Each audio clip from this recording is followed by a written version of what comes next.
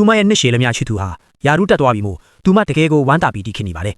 လွန်ခဲ့တဲ့နှစ်တွေတုန်းကသူအောင်မြင်သွားတဲ့တနေ့မှာပြန်လာပြီးလက်ထပ်ပါမယ်လို့သူမကိုဂတိပေးခဲ့ပူတာလေဒါကြောင့်နှစ်ပေါင်းများစွာစောင့်ဆိုင်ခဲ့တဲ့ဂတိကိုတီးဖို့အတွက်သူမဟာအထုပ်ကပိုးတွေကိုချက်ချင်းပြင်းပြီးမြို့တော်ကိုသွားဖို့ပြင်ဆင်ပါတော့တယ်ဒါပေမဲ့မကြာခင်မှာပဲမိုးချိုးပစ်လိုက်တယ်လို့သတင်းစိုးတစ်ခုကြားလိုက်ရပါတယ်သူဟာအာနာရှိရဲ့အရာရှိကြီးတယောက်ရဲ့သမီးနဲ့လက်ထပ်တော်မဲတဲ့သူ့ရဲ့အလုပ်ကိုင်တိုးတက်ဖို့အတွက်၃နှစ်ပတ်လုံးပေးဆက်ခဲ့တဲ့တစ္ဆာတရားတွေကိုသူလွှင့်ပစ်လိုက်ပါပြီ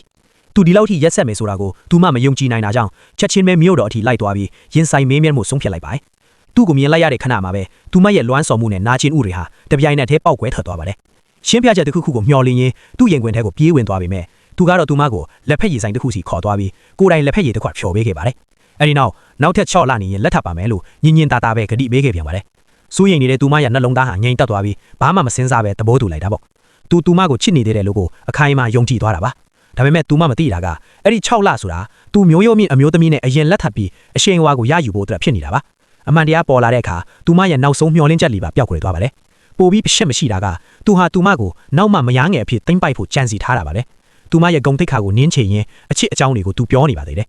အမျိုးသမီးဟာဒေါသတကြီးထားရက်လိုက်ပြီးပြတ်သားတဲ့စကလုံးတွေနဲ့တုံ့ပြန်လိုက်ပါတယ်ကျမဘယ်တော့မှမယားငယ်အဖြစ်မခံဘူးတဲ့အမျိုးသားဟာအရှက်ရသွားပြီးသူမကိုတားဖို့ကြိုးစားပေမဲ့သူမကတော့နှလုံးသားထဲကနာကျင်မှုကိုအောင်အီးပြီးသူ့လက်ကိုပုတ်ထုတ်လိုက်ပါတယ်သူမဟာကိုယ်ဂုဏ်သိက္ခာကိုအဆုံးအထိကာကွယ်ရင်းဒီလိုအညစ်အကြေးစွန့်နေတဲ့ပတ်သက်မှုကိုဖျက်တောက်ပြီးလှည့်ထွက်သွားပါတော့တယ်